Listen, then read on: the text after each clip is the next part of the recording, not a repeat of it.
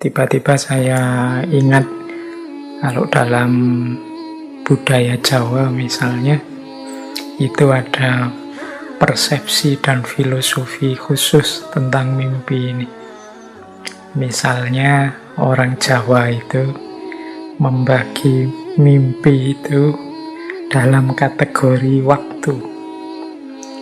Jadi kalau di Jawa ada istilah yang berhubungan dengan mimpi, yaitu titiyoni, gondoyoni, dan puspo tajem. Nah, ini membagi malam saat kita tidur dan bermimpi itu menjadi 3. Mimpi di waktu sepertiga malam pertama itu dikenal kalau dalam budaya Jawa namanya titiyoni. Kalau mimpi di sepertiga malam yang kedua disebut sebagai gondoyoni. Dan mimpi di sepertiga malam yang ketiga ini dikenal sebagai mimpi puspo tajem. Nah, ini juga kontennya beda-beda.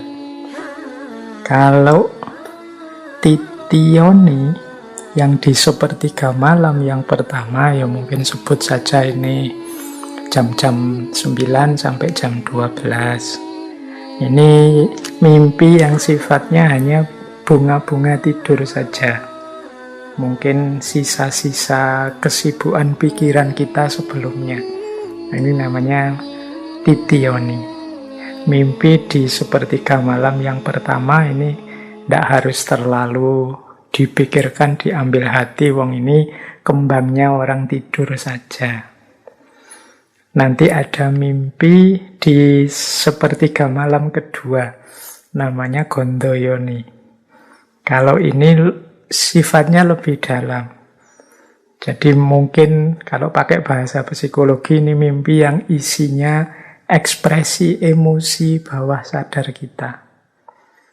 Jadi mimpi ini mungkin menyimpulkan keinginan-keinginan kita yang terpendam, hasrat-hasrat kita yang tersembunyi.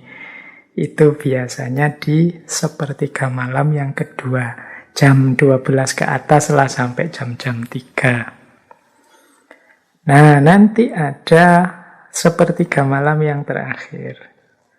Jadi mungkin jam-jam 3 malam sampai menjelang subuh. Ini namanya puspo tajem. Nah, mimpi di sepertiga malam yang ketiga inilah yang bagi orang Jawa ini isinya petunjuk-petunjuk, isyarat-isyarat yang penuh makna. Jadi asal kita mampu membacanya, asal kita saat tidur juga dalam kondisi baik. Jadi tidur dalam kondisi baik itu ya misalnya kita tidur saat melakukan laku prihatin, puasa, kholwat, riyadhah, atau tidur diawali zikir dengan lahir batin kita bersih.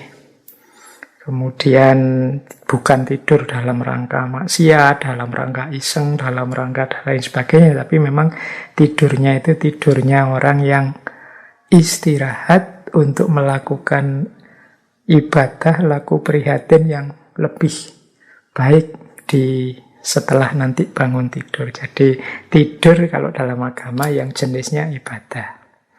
Nah itu kalau ada mimpi di sepertiga malam yang terakhir namanya puspo tajem bagi orang Jawa. Dan ini isinya isyarat-isyarat, petunjuk-petunjuk. Baik, berarti kalau yang tidak dalam kondisi seperti itu, ya mungkin saja dapat isyarat, tapi bukan isyarat yang sifatnya positif.